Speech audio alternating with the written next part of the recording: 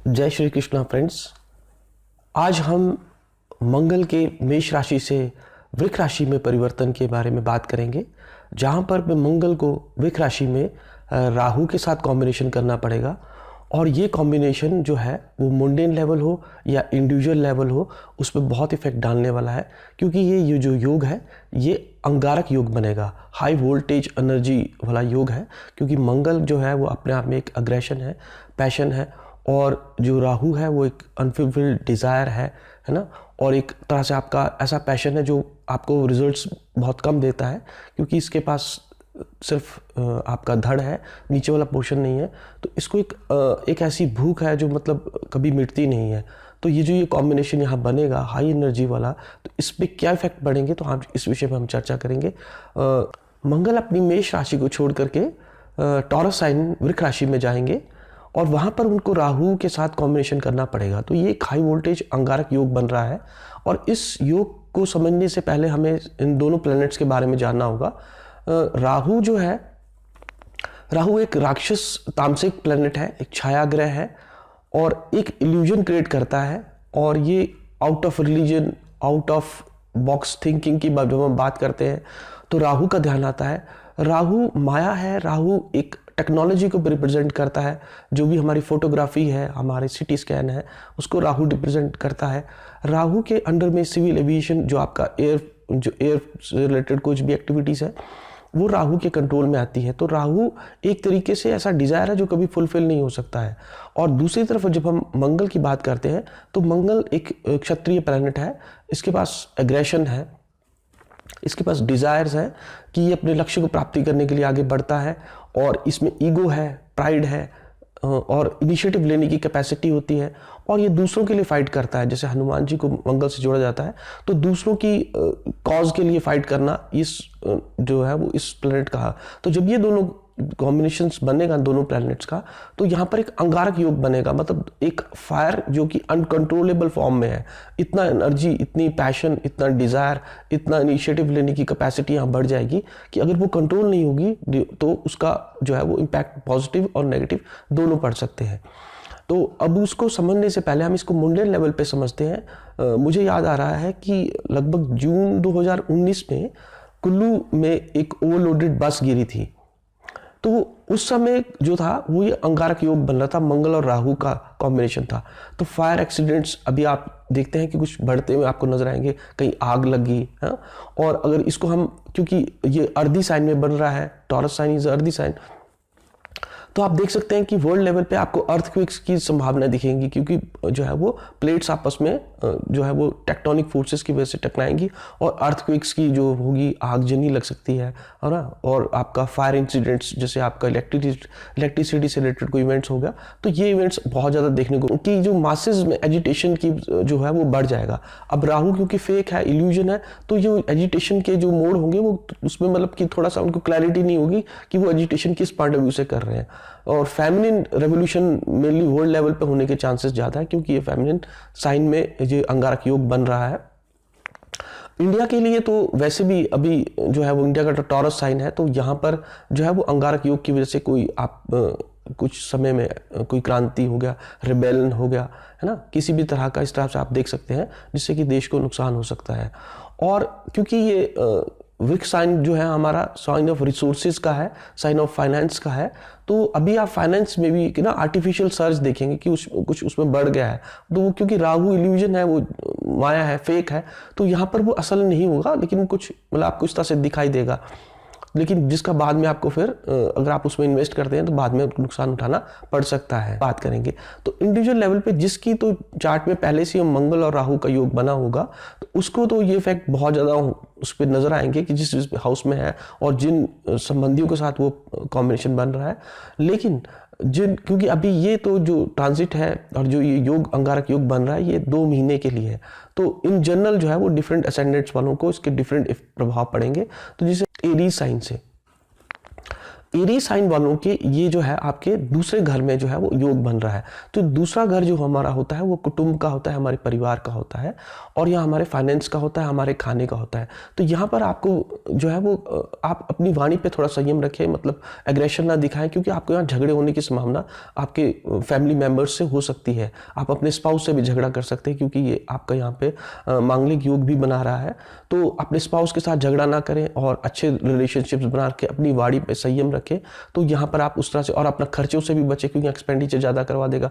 और खाना भी है जो आप थोड़ा सोच समझ के खाएं, क्योंकि राहु जो है वो आपको ज़्यादा खिला देगा जितनी की जरूरत भी नहीं है। अब बात करेंगे हम आपको टॉरस साइन की। टॉरस साइन वालों के तो लगन में ही ये बन रहा है। तो यहाँ पर जो है उनके पास हाई वोल्टेज एनर्जी जो है उनके मेंटल लेवल पे वो फील करेंगे, फिजिकली जो है उनके एनर्जी बहुत ज़्यादा हो जाएगी। तो वो इस तरह से हो सकता है कि वो किसी आर्ग्यूमेंट में हो जाए, अपने स्पाउस के साथ कोई आर्ग्यूमेंट करें और रैश ड्राइविंग हो या उनके इंपल्सिव एक्शंस हो, कोई डिसीजन वो रैशली ले लें। तो यहाँ उनको उस चीज़ से बचना चाहिए, क्योंकि राहु जो है वो फेक है और यहाँ जो भी कार्य होगा वो उसके रिजल्ट्स लॉन्ग रन में नुकसान नहीं उठाने पड़ेंगे। तो आप एनर्जी को पॉजिटिवली यूटिलाइज कीजिए, आप जिम ज्वाइन कर लीजिए और कोई फिजिकल स्पोर्ट्स एक्टिविटीज़ कीजिए जहाँ इस एनर्जी को चैनलाइज किया जा सके। बात करेंगे मिथुन राशि वालों की। तो मिथुन राशि वालों के लिए ये 12th हाउस में बन रहा है। 12th हाउस हमारे एक्सपेंडिचर का आता है, फॉरेन का होता है, और यहाँ से हम फादर की प्रॉपर्टी को भी देखते हैं, क्योंकि 9th हाउस से 4th हाउस है। उसके अलावा ये चैरिटी का हाउस भी है। तो यहाँ पर आपको जो टेंडेंसी बनेगी वो आप अनकंट्रोल्ड फॉर्म में जो है ना वो पैसों को खर्च करेंगे, और ये मांगलिक दोष भी यहाँ बनेगा। तो स्पाउस के साथ भी रिलेशनशिप्स खराब हो सकते हैं। आपके बेड में आप एग्रेसिवली जो है प्लेजर में एग्रेसिवली एक्ट करोगे। तो यहाँ पर उससे बचने के लिए जो आपको किसी जो चैरिटी में इन्वॉल्व होना चाहिए, किसी गरीब लोगों की सेवा, जो नीडी लोग हैं ना, और थोड़ा कंपैशन अपने अंदर बढ़ाएं, दूसरों की बात को समझें, एम्पैथी और ये जो भी टॉलरेंस है, ये सब चीज़ों को आप अपने अंदर लाइए। तो आपको ये इसका ज़्यादा नेगेटिव इम्पैक्ट नहीं होगा, ये एनर्जी आपकी पॉजिटिवली चैनलाइज हो जाएगी। कर्क राशि वालों की बात करें कि तो कर्क राशि वालों के लिए ये 11th हाउस में बनेगा। 11th हाउस हमारे जो है वो नेटवर्किंग का हाउस होता है और एविएशन का हाउस होता है। यहाँ से हम अपने जो है वो बड़े भाई बहन को देखते हैं, फ्रेंड सर्कल को देखते हैं। तो यहाँ पर आपको जो है वो गेन होता हुआ नजर आ रहा है। फाइनेंशियल गेन्स जो है वो कर्क राशि वालों को होगा, क्योंकि house of fulfilment of desire भी यही है। तो यहाँ आपको फायदा तो होगा, लेकिन आप जो है वो अपने एग्रेशन को थोड़ा सा कंट्रोल रखिए, नहीं तो आपके फ्रेंड्स के साथ रिलेशनशिप्स खराब हो सकते हैं। सोशल नेटवर्किंग साइट पे भी आप थोड़ा केयरफुली रहें, क्योंकि वहाँ आप आर्गुमेंट्स बढ़ सकते हैं कि आप फेसबुक में चैटिंग करते हैं या कोई भी जहाँ आप अपने व्यूज़ डाल रहे हैं, तो वहाँ पर थोड़ा सा आप थोड़ा कॉशियसली मूव करें और अपने बड़े भाई बहन के साथ भी थोड़ा अच्छे मधुर संबंध बनाएं। नेटवर्किंग के लिए अच्छा है, आप जो है यहाँ पे अपनी एनर्जी को नेटवर्किंग बढ़ाने के लिए कर सकते हैं।